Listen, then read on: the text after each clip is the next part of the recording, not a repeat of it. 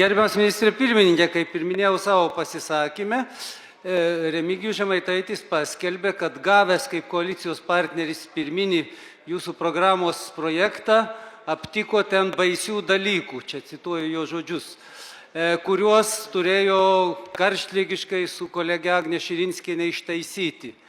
Tai gal galite įvardinti tuos momentus, kurie dėka šių Seimo narių buvo eliminuoti iš jūsų to pirminio programos projekto.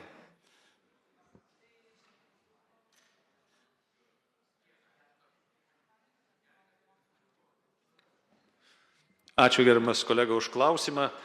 Na, iš tikrųjų, Agnės indėlis yra labai reikšmingas ir didelis, o kalbėti apie tuos baisius dalykus, kurių jau nėra, jie ištaisyti matyti nėra didelės prasmės. Todėl programa yra parengta gerai, kaip ir minėjote, klaidos ištaisytos, galite ramiai už ją balsuoti. Ačiū.